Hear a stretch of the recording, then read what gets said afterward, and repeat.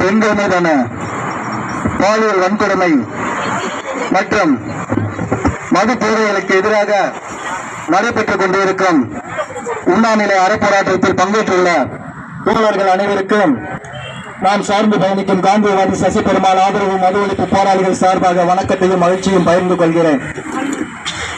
பெருந்தொரு ஆளுமைகள் இருக்கிறீங்க, எண்ணிக்கையில் குறைவாக இருந்தாலும் ஒரு மாபெரும் நோக்கத்துக்காக காலங்காலமாக அடிமைப்பட்டுக் கொண்டிருக்கும் பெண்களுக்கான உரிமைக்காகவும் பாதுகாக்கவும் உணர்வுபூர்வமாக காலையிலிருந்து மாலை வரை தன்னை வருத்திக் கொண்டு இதுக்கு ஒரு நியாயம் கிடைக்க வேண்டும், ஆட்சி அதிகாரத்தில் இருப்பவர்களுக்கு இந்த நோக்கம் சென்றடைய வேண்டும் என்பதற்காக தன்னையே வருத்திக் கொண்டு இருக்கும் இந்த போராட்டம் நிச்சயம் ஒரு நாள் வெல்லும்.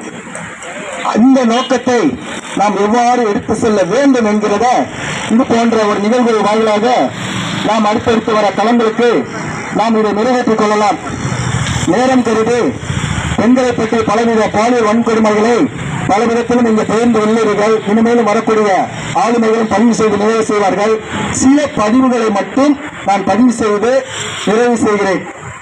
குறிப்பாக போதைகள், மது மற்றும் பலவித போதை பொருட்களால குழந்தைகள் முதல் பெரியவர்கள் வரை பலவிதத்திலும் பாதிப்புக்கு உள்ளாகிக் கொண்டிருக்கிறார்கள்.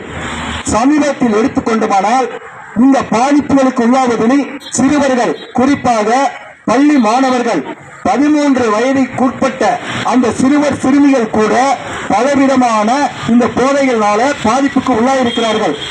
கடந்த சில நாட்களாகவே ஒரு 3 மாதத்துக்குள் உட்பட்ட ஒரு சில அசம்பாவிதங்களை நாம் எடுத்து பார்த்தோமானால், குறிப்பாக கஞ்சா போதை அது பள்ளி சிறுவர்கள் மட்டுமல்லாமல் அது பெண் பிள்ளைகளையும், குறிப்பாக சிறுமிகளையும் இளம் பெண்களையும் கூட பெரிதளவுக்கு அடிமைப்படுத்திக் கொண்டிருக்கிறது. சமீபத்தில் தீபாவளி அந்த விழா காலத்தில் கோயம்புத்தூரில் ஒரு இளம் வாலிபர் கஞ்சா போதையில் அங்கிருந்த குடியிருப்பு வாசிகளிடம் தகாத முறையில் அடாவடித்தனமாக நடந்து கொண்டு அருவாளை எடுத்து வன்முறையில் நடைபெற்ற ஒரு சம்பவத்தை பார்க்கலாம். இது மட்டுமல்லாமல் விருதுநகர் பகுதியிலே ஒரு ஒடுக்கப்பட்ட சமூகத்தை சார்ந்த குடியிருப்புக்குள் புகுந்து கஞ்சா பெருக்கிகள் அந்த குடியிருப்பு மக்களிடம் கலாட்டா செய்து அவர்களை அடித்து துன்புறுத்தி அந்த வீட்டை அவர்கள் சேதப்படுத்திய ஒரு செய்தியை நாம் பார்க்கலாம். அது மட்டும் இல்லாமல் சமீபத்தில் ஒரு 2 சில தினங்களுக்கு முன்னால் எடுத்து சொன்னால் ஒரு இளம் சிறுமி அவர்கள் கஞ்சா போதைக்கு எந்தெந்த விதத்தில் பாதிப்புக்குள்ளாகி அது காவல் நிலையத்திலேயே